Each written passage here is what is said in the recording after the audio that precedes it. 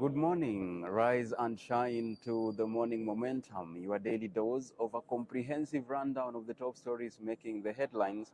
Today being the 14th of November 2024, we are coming to you live from St. Monica Catholic Parish, and this morning let's take a look at the top stories making the headlines.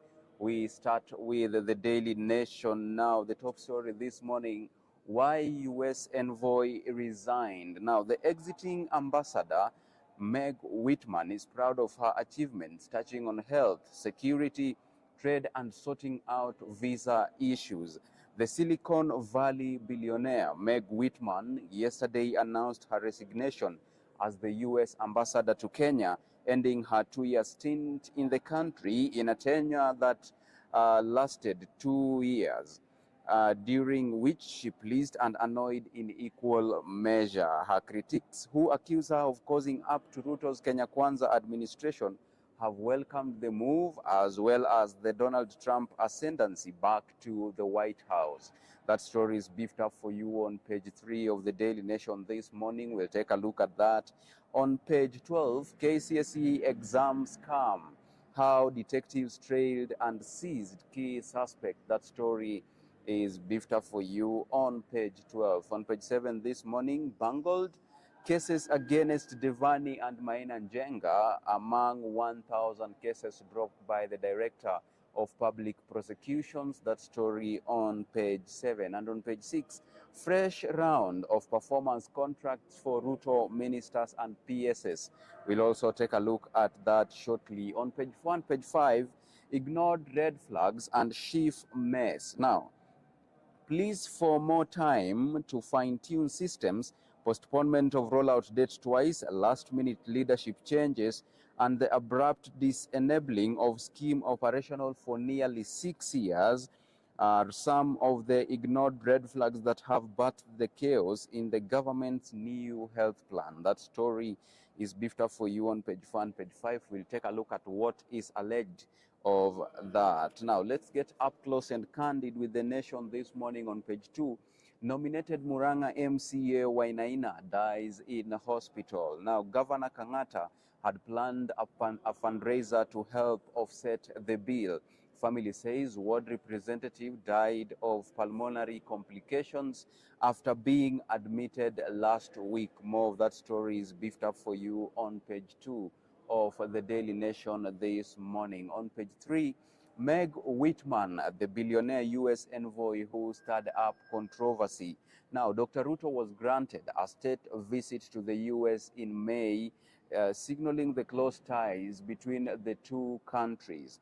Exiting U.S. ambassador arrived in Kenya just a week to the 2022 polls and has had it rough with opposition leaders and rights activists. Now, she said yesterday during her resignation, and I quote, "Like all U.S. ambassadors, I serve at the request of the president. The American people have spoken and a new president will be inaugurated in January," end of quote. Now, you want to catch up with that on page 3. Still, we stay there a little bit on Whitman. Praise or criticism depends on who you ask. Now, Meg Whitman admitted several times she thought little about Africa, let alone Kenya, before she became ambassador to Nairobi. As a tech executive during most of her career, Africa formed just about 1% of her priority list, she once told an audience. So you want to catch up with more of those insights on page 3. Let's move on and take a look at page 4. Ignored red flags that birthed chaos in chief. Now, the government's rush to implement new healthcare plan has exposed synthetic failures in the scheme, even as patients and their families continue to suffer. Social Health Authority was supposed to provide better health services, broader access, and greater efficiency, but its rocky start has been nothing but painful for patients and their families. More of that story is beefed up for you on page 4 and page 5 of the Daily Nation this morning. Disparity, queries over limited benefits under the Social Health Authority. Now, 2.75% questions have also been raised about limited benefits under the Social Health Authority despite the higher premiums. Under the National Hospital Insurance Fund, the maximum contribution was 1,700 shillings, but the Social Health Authority introduced 2.75% deduction on gross pay for formal sector workers. That story is on page 1, page 5 of the Daily Nation this morning. On page 6, ministers and PSS to sign fresh performance contracts. Now, last year, the president scolded CSS who were clueless about their dockets. Latecomers were also locked out. So Ruto is expected to preside over the compulsory events slated for next Tuesday at the State House. Now, it will be on 19th November when cabinet secretaries and principal secretaries will be expected to sign new performance contracts at the State House in Nairobi. On page 7 this morning on the Daily Nation, cases against Devani, ex-Mungiki boss, latest among 1,000 cases dropped by the Director of Public Prosecutions. Igonga's office denies favoring the powerful, saying journalists only highlight one side of the coin. Some civil society organizations now want prosecutors in collapsed cases investigated and held responsible. That story is beefed up for you on page 7. In numbers, amounts involved and the key dates. Now, the first figure here is 63 billion shillings is the amount mentioned in the Aror and Kimwarer Dams saga. 8.5 billion shillings is what investigators said was the amount in the corruption suit that was facing former tourism CS Najib Balala and 16 others. In 2008 is the year the fraud case against businessman Yagnesh Devani was filed in court, and March 28, 2023, the day the ODPP withdrew the 7.9 million shillings corruption case against Miss Edith Kimani. Now, 19 million shillings is the amount mentioned in the withdrawn case that had been filed against the then Public Service Cabinet Secretary Aisha Jumwa. That story is beefed up for you on page 7. Now, let's move on and take a look at page 8. Mixed signals as Gachagua allies attend Ruto State House meeting. Now, they say forum was about city projects. MPs James Gakuya and Benjamin Gadhiru honored the invite. Now, two of former Deputy President Rigathi Gachagua's closest allies attended a meeting convened by President William Ruto at the State House on Tuesday, sending mixed signals about their political stance following Gachagua's ouster. Embakasi North MP James Gakuya and his Embakasi Central counterpart Benjamin Gadhiru, alias Major Donk, attended the meeting alongside other Nairobi members of parliament to discuss the ambitious Nairobi River Regeneration Program, among other development projects being implemented jointly by the national and county governments under Governor Johnson Sakaja. That story is beefed up for you on page 8. Let's move on and take a look at page 10. Early detection of diabetes could save your sight. Now, specialists advise Kenyans, especially those aged over 35, to go for regular eye and sugar checks. If you can control your diabetes, the chances of developing related complications are greatly reduced, says a doctor who has dealt with eye problems for 26 years. All this is prior to the commemoration of World Diabetes Day. Now, that story is beefed up for you on page 10. You have all those insights on how to deal with your eyesight to save it if you are able to detect diabetes early enough. Let's move on and take a look at page 12. KCSE scam, how suspect was nailed. Now, suspect had been using a phone number registered under his girlfriend's ID number. Police say Kipchumba has been posting manipulated images of examinations on a WhatsApp group. Now, when Collins Kipchumba went to a local club on Sunday evening with his girlfriend to watch the English Premier League match between Arsenal and Chelsea, he was unaware of the praying eyes of Directorate of Criminal Investigations detectives monitoring his movements.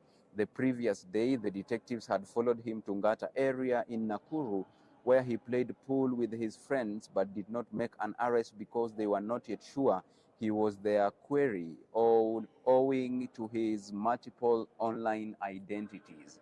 You want to catch up with that on page 12. Now, let's move on and take a look at the expert opinion this morning. It's all about democracy, how we can get public participation right.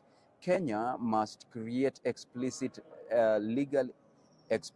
legally binding guidelines for public participation that include sufficient notice, extensive public forums. That story is beefed up for you on page 16. On page 17 this morning on the expert opinion, KANU fet for Botswana ex-ruling party. Now, by the time the votes from October 30th election had been counted, the BDP was out cold in the red corner of the ring. That story on page 17. Now, let's shift gears and take a look at the county news on the Daily Nation this morning. We start with Nairobi County. Counties starved of cash as MPs eye hefty roads budget. Lawmakers are frustrated by the Council of Governors' push to restrain Kenya Roads Board from disbursing 10.5 billion shillings. There is deadlock after committee failed to agree on amount to be given to devolved units. That story on page 19. Now, also Ngilu wins 3-year court battle over 150 million shillings land occupied by squatters. Former Kitui Governor Charity Ngilu has successfully reclaimed a prime property in Mombasa that had been occupied by squatters after a 3-year court battle. The parcel, valued at 150 million shillings, according to court documents, borders the Mombasa port and is near the Mombasa-Nairobi highway. You want to catch up with that on page 19. Let's take a look at page 20. Now, in Siaya County, 7th suspect in Wells Fargo HR boss Ayeko's murder arrested. Police in Siaya have arrested a 7th suspect in connection to the murder of Wells Fargo human resource boss Willis Ayeko. Working on an intelligence tip, officers from Dudi Police Station arrested the suspect Samuel Owino Ongweso, age 52, at Doho area, Kisa West location in Kakamega County. Let's come back to Nairobi. Manager held over 47 million shillings NCBA fraud case. The Office of the Director of Public Prosecutions has asked a Nairobi court to grant it orders to continue detaining a senior employee of National Commercial Bank of Africa, NCBA, over fraudulent loss of at least 47 million shillings. Also in Nyandarua, the county that bakes cake for others to eat. Devolved unit wants clear resource sharing formula with government to reap benefits. County revenue has stagnated at an average of 450 million shillings annually. That story is beefed up for you on page 20. Now that brings us to the end of county news. For the property lovers, you have the DN2 article beefed up for you this morning. The big question is whether to rent or to buy. Now, with the average construction cost having jumped up close by 20% over the past 5 years, not many Kenyan families have been able to afford units under the affordable housing scheme. That story is briefed up for you on page 2 and page 3 of the DN2 article. Now, let's shift gears and take a look at the international news. Now, Musk to lead efficiency drive in government. Senate begins crusade to confirm as federal judges those nominated by Biden. Adding a state portfolio to Musk's plate could benefit the value of his farms. That is in the U.S. Let's move to Khartoum. Sudan war drives 15 million children from school. More than 15 million children in Sudan are out of school due to the ongoing conflict, the National Council for Child Welfare said on Tuesday. Council Secretary General Abdul Qadir Abdullah Abu accused the Rapid Support Forces of violations, saying the militia has kidnapped at least 2,500 children. That story is beefed up for you on page 25. Also, in Uganda, Ugandan Archbishop says Welby split Anglican communion. The head of the Anglican Church of Uganda said on Wednesday what Justin Welby, who resigned as the Archbishop of Canterbury, split the global Anglican communion. Stepping down as the spiritual leader of the Anglicans worldwide on Tuesday, Welby said he failed to ensure proper investigations into allegations of abuse by a volunteer at a Christian summer camp decades ago. Now, the key date is on 12th, the date in November 2024. That is the date Justin Welby resigned. Now, we shift gears and take a look at business news on the Daily Nation this morning. State Farm's Treasury-backed loans default hit 226 billion shillings. The borrowings account for 11% of Kenya's 10 trillion shillings debt. Eldoret residents petition over high water tariffs. You want to catch up with that on page 26. Let's take a look at the key figure. 1.19 trillion shillings is the total debt that is owed by the 54 public entities. Now, in the banking sector, ex-ABSA staff lose higher exit pay bid. Now, more than 70 former employees of ABSA Bank have failed in their bid to revisit their voluntary exit 7 years ago after a judge ruled the plan was unlawful. Employment and Labor Relations Court Judge James Rika ruled that the lender acted in accordance with the voluntary exit scheme agreement and the former workers failed to show any constitutional violations in the exit plan. Now, in the real estate sector, Centum GAB Inc. deal for Sharia home financing. Now, the Centum Real Estate has partnered with Gulf African Bank to offer customers Sharia complement mortgage financing as the realtor seeks to grow the uptake of its property portfolio. The agreement will see customers access up to 90% mortgage financing within a repayment period of up to 20 years. Centum Real Estate says the partnership is part of the developer's strategy to increase financing options for potential home buyers. You want to catch up with that on page 26.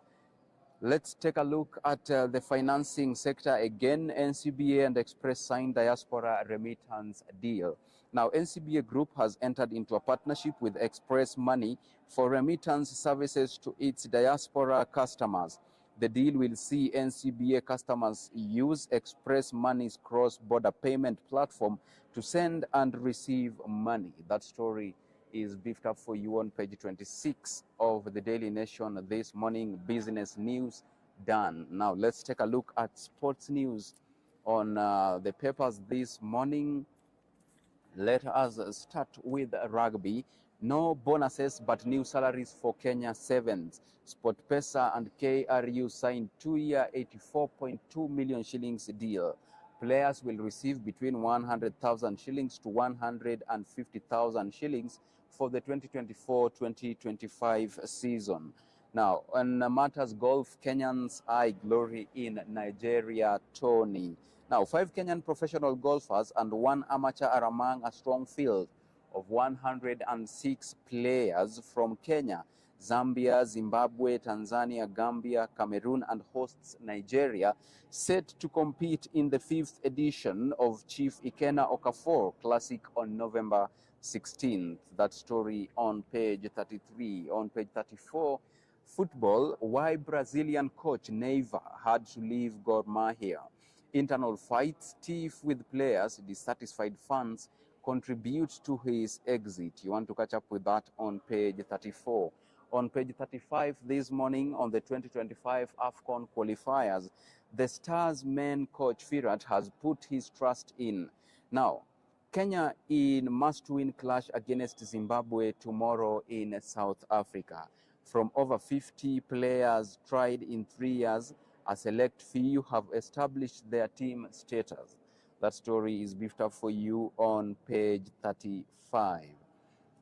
Now, briefly, South Africa FA President Danny Jordan arrested. South African Football Association President Danny Jordan was arrested yesterday over allegations he used the organization's money for his own purpose, according to local media reports. Also, probe launched after influencer fled. Now, the Argentine Justice Department launched an investigation on Tuesday into potential links to illegal sports betting after top flight side Deportivo Riesta fielded an influencer in their 1-1 draw with the leaders. That story is beefed up for you on page 35. Now, let's take a look at the cover page of the Daily Nation this morning. Treasury on the spot, over 2.3 billion shillings tax fraud. Now, report notes the deal disadvantaged other industry players.